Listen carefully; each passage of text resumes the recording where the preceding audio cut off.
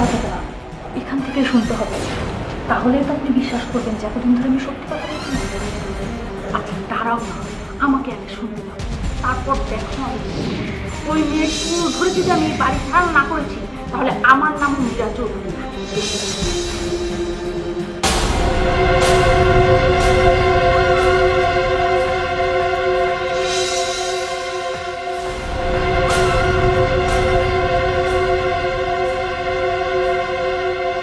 আম্মা,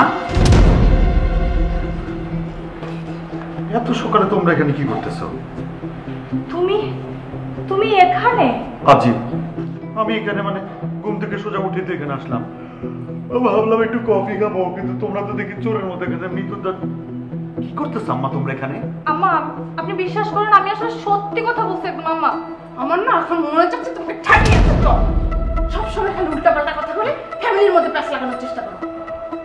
বাবা তুই তো রুমে যেয়ে ফ্রেশ হ, আমি জরিকে দিয়ে কফি পাঠিয়ে দিচ্ছি। আচ্ছা, চিনি কম দিতে বললো।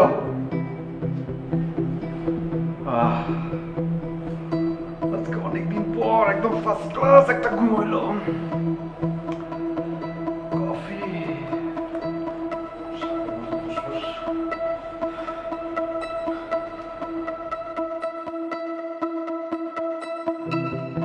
আরে তোমার সাথে দুলাভাইয়ের কথা হয়েছে কিনা?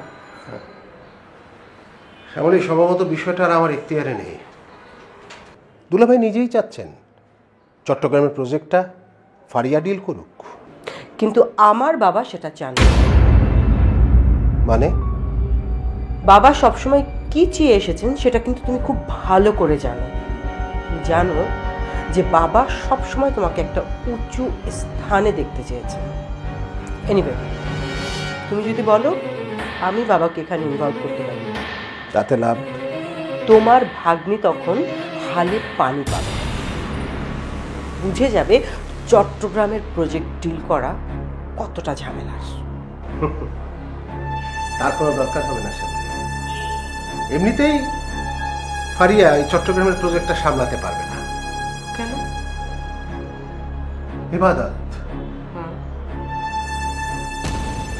ইবাদত আমার লোক, ওকে সব আমি বলে দিয়েছি। অলরেডি ও ঝামেলা শুরু করে ফেলেছে। তাহলে আমার বাবা? আমি চাই না বাবা এইসব বিষয়ে ইনভলভ হোক। কোনোদিন যদি এই ব্যাপারগুলো ডিসক্লোজ হয়ে যায়, বাবা খুব ছোট হয়ে যাবেন।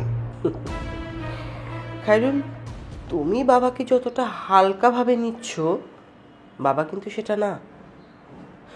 এমনকি বাবা তো এটাও বলেছেন যে তুমি এখানে পড়ে না থেকে বাবার কোম্পানিতেও জয়েন করতে পারো। করবো শ্যামলী, তোমার বাবা তো আমারও বাবা, কিন্তু সবার আগে আমি আমার গোলটা ফুলফিল করে নেই। সেটা কত দিনে? দিন আর মাসের হিসাব নয় সেটা শ্যামলী, এটা আমার জন্য অনেক বড় একটা চ্যালেঞ্জ। এই শেষ সময় এসে দুলাভাই আমার সঙ্গে যা শুরু করেছে আমি মোটেও তা মেনে নিতে পারছি না।